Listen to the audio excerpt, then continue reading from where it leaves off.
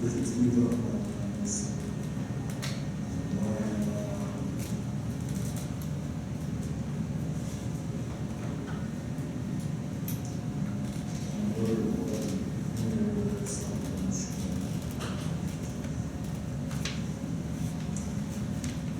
all these nurses are standing around, shaking their heads and wringing their hands, not sure what to do.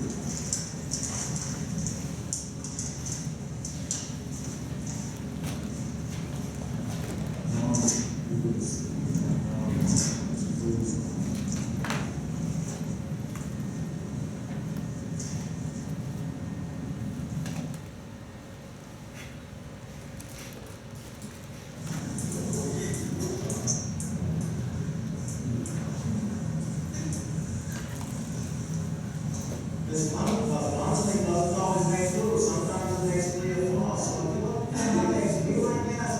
Let me explain something to you and make it longer. Come along, it's always the best.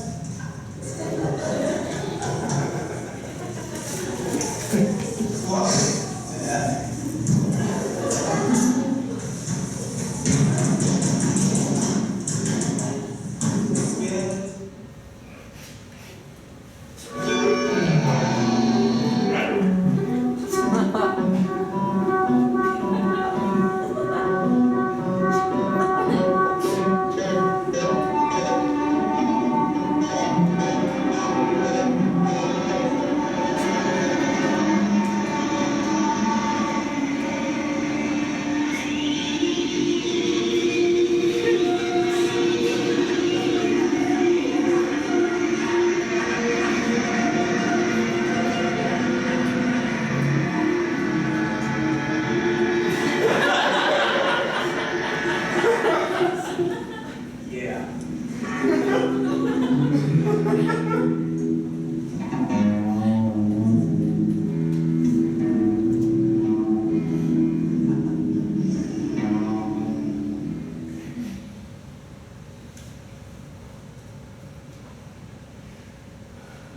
Encounters with strangers, people we don't know, but whom we soon will. My good friend's doing a project for... We want to bring smiles, laughter, and perhaps it is our hope that these encounters will help remind us all of the web of interdependence.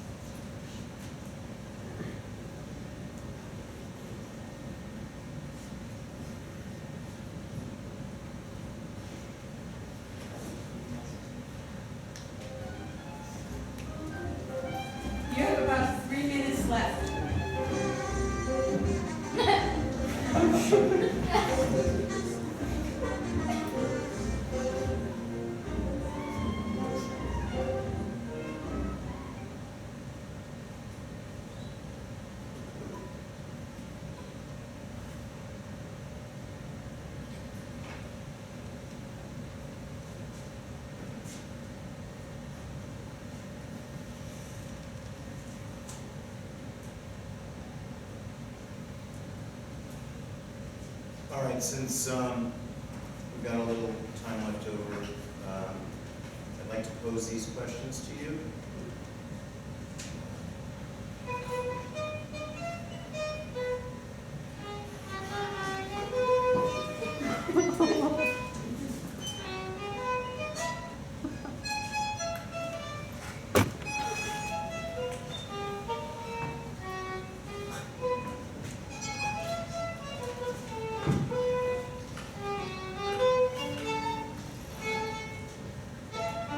Ladies and gentlemen, before we depart the airwaves for tonight, I'd like to say two things. I am always most obediently yours. And good night, Jenny Magnus, wherever you are. Thank you very much.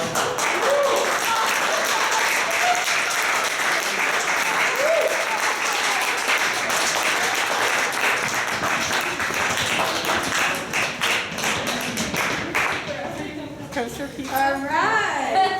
So.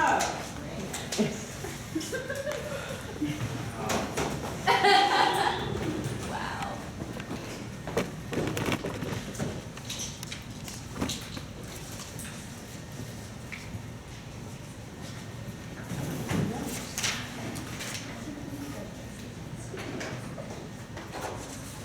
Sid.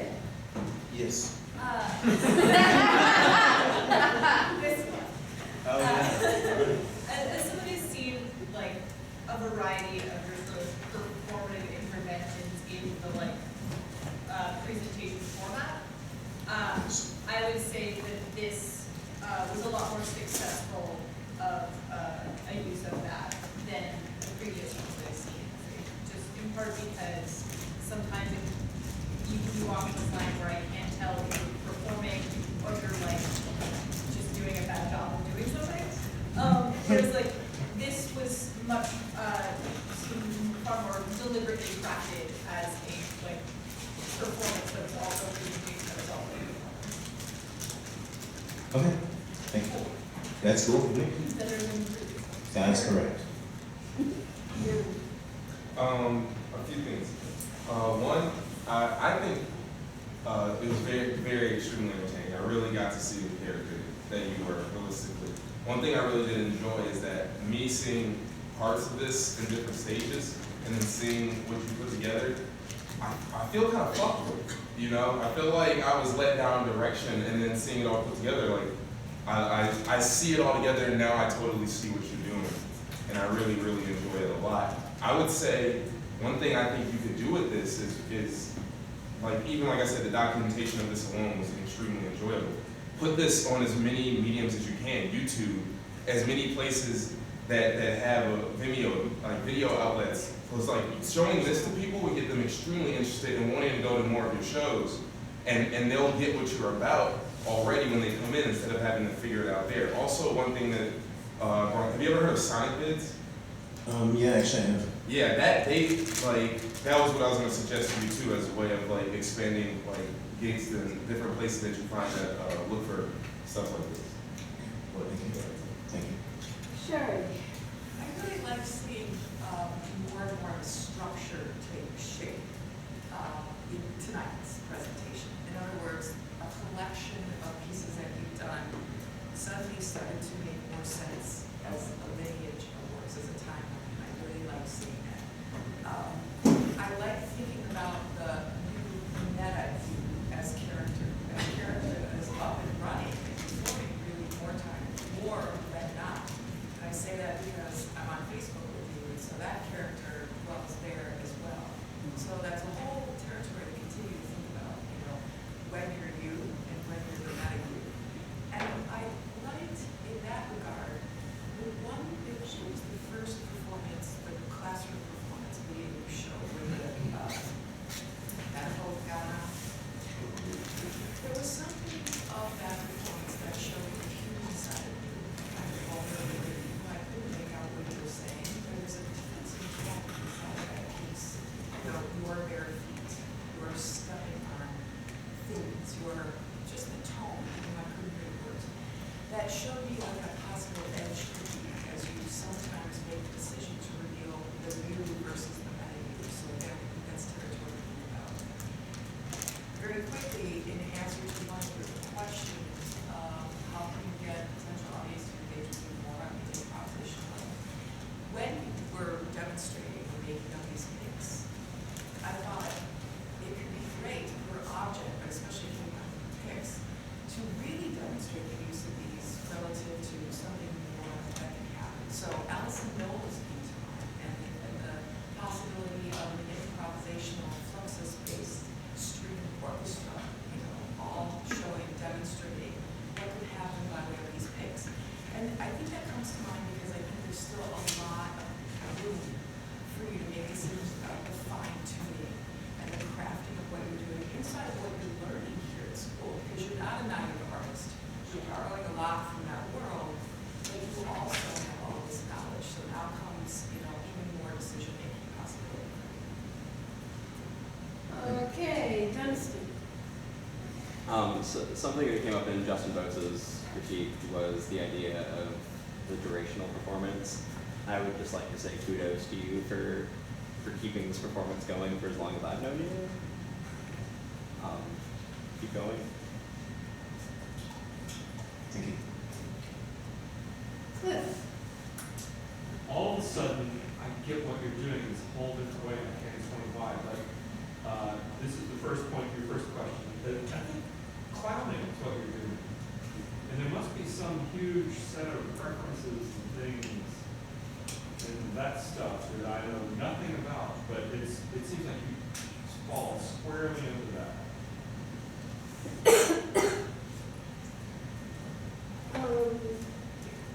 I'll say something, and then, have you ever seen Peter Chelson's film Funny Bones?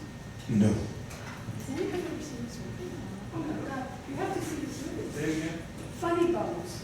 It's brilliant, and it's British, and it's about all these different kinds of humor: vaudeville, physical comedy, slapstick, Vegas jokes, all these characters.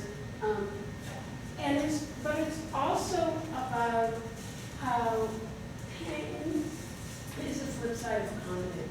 And so my question to you was, so first you should watch this movie, but what is the function of what you're doing is my question to you. Like what is the flip side of what you're doing? Or what is the, can you talk about that?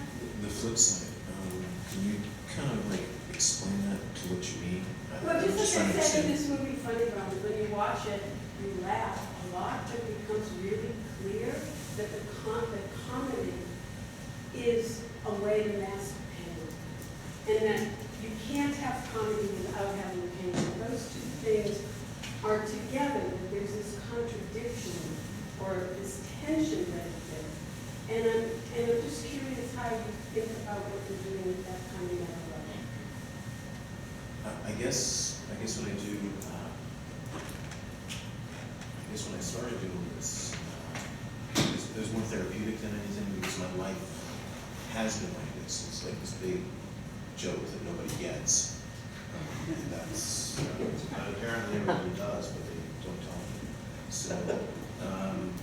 So that's kind of where it started. I mean, if I can be so blunt and say this, it's kind of like when your own brain doesn't fit in with everybody else's brains, and it's gone past the point of being freakish because I don't even think about that. I mean, everybody else tries for years and years and years to craft themselves as freaks, but there's some people who can't do that because they just are what they are. That's great. I understand. I mean, Funny Bones is about that too. So. I'm not trying for pain. I mean, I'm No, doing I understand, but maybe I'm just not understanding. it's really, I've never seen your work before. So Okay. it's really interesting for you to say it that way, and articulating it and knowing it might be a way for you to understand how you can shape this in a particular way. Okay. Mel. Oh, wait, no. I don't know your name. That's Victor. Victor? Oh, I don't know. Okay, Victor. Greetings. So, there's so many multiple layers to thinking. One for you to follow Hannah's presentation, which kind of explores a very similar aesthetic in that you're reconsidering or destabilizing the use of material, giving material a new narrative. That's very, very interesting. So there is you as being, and then there's this alien sunrise you that even before you put the transcription of sunrise there, I was like, okay, you're giving me like a cosmic Solaris sort of being. I would urge you to push your otherness a bit more. Because there are moments in the performance where, again, it doesn't seem as though if you're being intentional about the humor or if it's a vulnerable moment that you're using the humor to mask and make not so vulnerable. And then I would want your character to develop an arrogance. So often, or the flip. So oftentimes there's this alien being that comes to Earth and you feeble human beings are so without morals and ethics. I'm coming to teach you life, or that you're the opposite, that you're being dissected or examined. So here, who is the protagonist or the antagonist for your character? And I think that will give us as audience a place on how we're to feel.